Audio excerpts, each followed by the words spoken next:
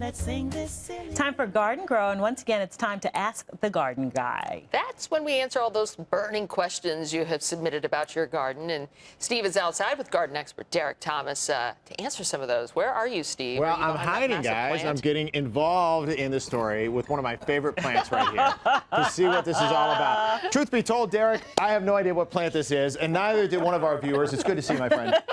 So we're taking questions from Twitter and from Facebook from viewers. Right. We're trying to break through everything. Where's Robin Williams when we need him? We're trying to get an idea as to what people are interested in and the questions that they have. So we took a few of them, and one of our viewers sent in a photo of this particular plant. Said they had this plant. What is it, and how do I care for it? It's a Dieffenbachia. It's also known as a dumb cane. The reason it got its common name, well, the reason it got its common name is that the plant actually has a toxin in the leaves that will cause swelling in your tongue, and hence you won't be able to speak, so it shouldn't be grown if you have young children or pets. But the viewer has one of these. From the viewer's picture, it looked like it wasn't getting, and her name was Joyce Chase. And she wanted to know how to revive it. Right. It looked like it wasn't getting enough light. It wasn't getting perhaps enough proper fertilization and stuff. It looked a little bit sad. This is a really good specimen here. What you want to make sure with dumb canes is that you give it bright, indirect light.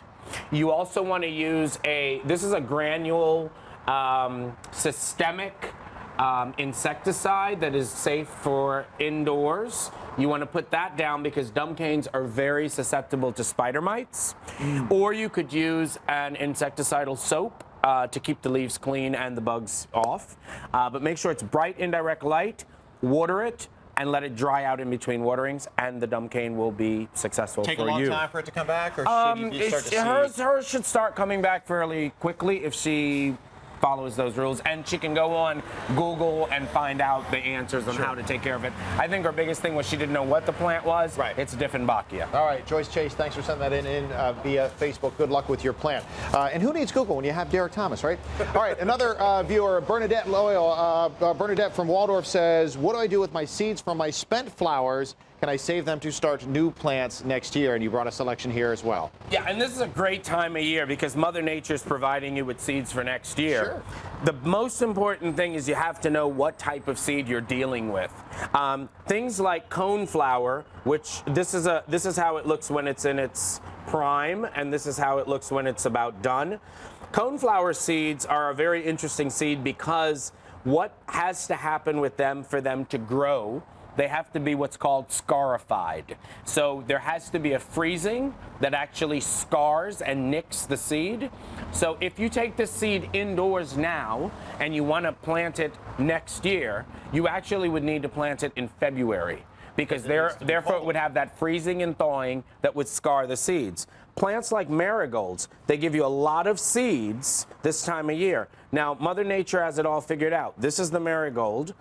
When it starts to dry, the seed pod looks like this. What it then does is it holds the seed pod in an upside down position. This prevents the seeds that are inside from getting wet.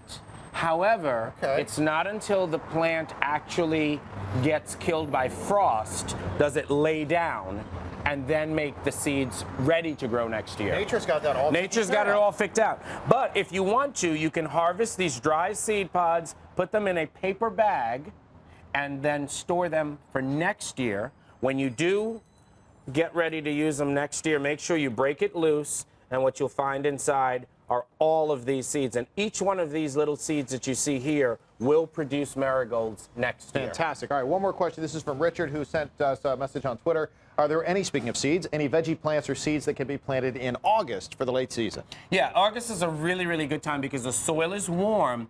You want to wait a couple of weeks, maybe about 2 weeks. It's a really good time because the soil is still warm and it's a perfect time to get some of your cool season vegetables in. So things like lettuce, you can put them in mid-August. By mid-September, you're going to actually be getting lettuce that's big enough to start to harvest microgreens. By mid-October, you'll be getting lettuce. Cilantro. Cilantro is always sold in the springtime. It gets way too warm, way too fast in DC. So what you want to do is plant your cilantro now. You'll have a harvest now. It'll winter over in your garden if you don't remove the center. and next spring you'll get more cilantro. So there's a lot of cool season plants that you can be great. planting seeds right now, mid-August, and you'll get a great bounty for the fall. And this week is a great time to get out there because these conditions now are just about perfect. Yeah, Just and about follow me perfect. on Twitter. These came through Twitter and from loyal viewers. It's at Thomas Garden Guy, or like us on Facebook, Thomas Landscapes. Richard, Bernadine, Joyce, hope you got your questions answered. Derek, thank you so much always Thank you, for helping. Steve. Always a pleasure. He gave you the info where to find him on Twitter. I'm going to hide behind my plant once again, and I'm going to magically transport myself back into the You studio. have lost it. Steve, You don't have do that. officially lost your We mind. have more coffee is what for you back. happens. Come on back inside, Steve. Come on back. Still ahead in our next hour, thank you, Derek. Riding It Forward, one man's cross-country journey to raise awareness about eating healthy. Plus, 3 decades plus of gospel. BET's Bobby Jones, Dr. Jones will join us live. What time is it? 9:57. Coming up on 10 o'clock, We'll we be right got back. another hour.